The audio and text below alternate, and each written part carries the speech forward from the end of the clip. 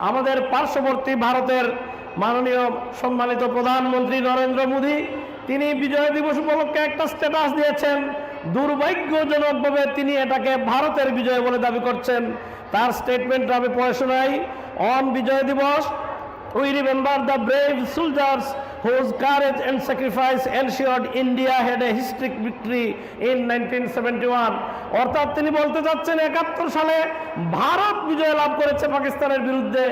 এর মাধ্যমে মূলত বাংলাদেশের স্বাধীনতাকামী যোদ্ধাদেরকে যারা জীবন দিয়েছেন, তাদেরকে যারা আহত হয়েছেন, পঙ্গুত্ব বরণ করেছেন, তাদেরকে নিয়ে নরেন্দ্র মোদী উপহাস করছেন এবং এই ভূখণ্ডে ভারত তার দাদাগিরি, তার বাবুগিরির আওতায় বাংলাদেশকে রাখতে চায়।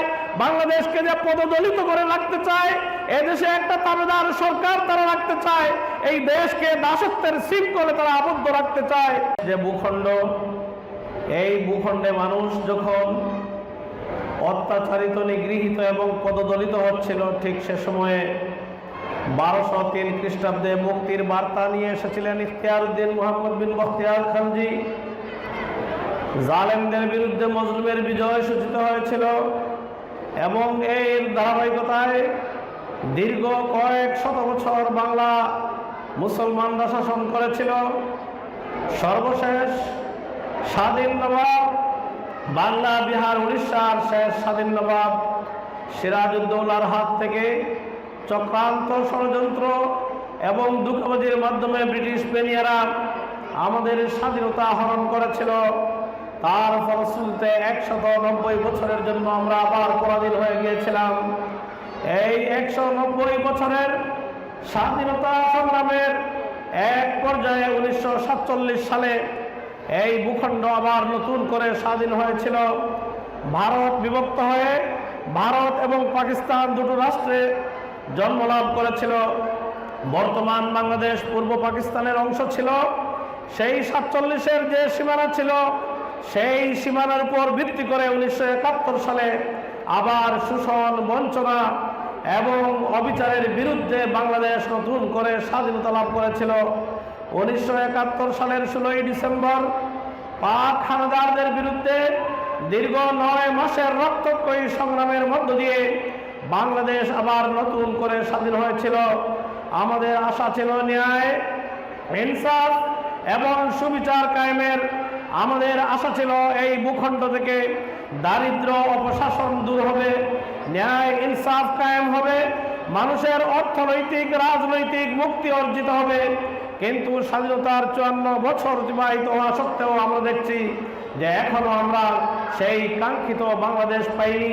ফলশ্রুতিতে 2024 সালের 5 আগস্ট আবার নতুন বাংলাদেশের প্রত্যাশায়, নতুন বাংলাদেশের আকাঙ্ক্ষায় প্রায় 2000 ছাত্র, যুবক, কিশোর, তরুণের জীবন এবং প্রায় 30,000 জনগোষ্ঠীর পঙ্গুত্ব বরণের মধ্য দিয়ে আবার একটা নতুন বাংলাদেশ পাওয়ার শুভ সূচনা আমরা দেখেছি।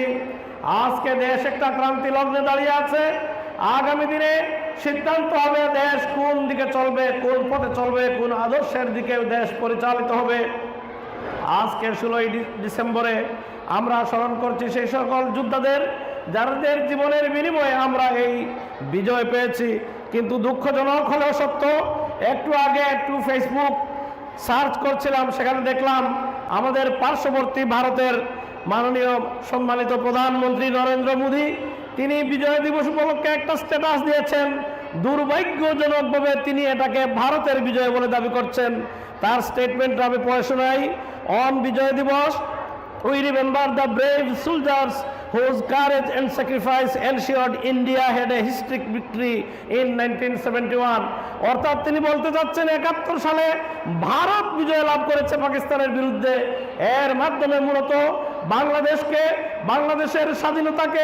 বাংলাদেশের স্বাধীনতাকামী যোদ্ধাদেরকে যারা জীবন দিয়েছেন, তাদেরকে যারা আহত হয়েছেন, পঙ্গুত্ব বরণ করেছেন, তাদেরকে নিয়ে নরেন্দ্র মোদী উপহাস করছেন এবং এই ভূখণ্ডে ভারত তার দাদাগিরি, তার বাবুগিরির আওতায় বাংলাদেশকে রাখতে চায়।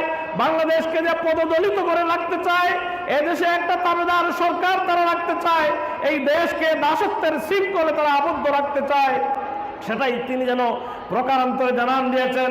অতএব প্রকৃত বিজয় আমাদের তখনই অর্জিত হবে যখন মানুষ সকল ধরনের শোষণ, বঞ্চনা, নিগ্রহ, দাসত্ব, অধীনতা এবং আধিপত্যের বিরুদ্ধে, ক্ষুধা, দারিদ্র, বেকারত্বের বিরুদ্ধে যখন মানুষ পরিপূর্ণরূপে মুক্তির স্বাদ লাভ করবে, তখনই প্রকৃত বিজয় আসবে।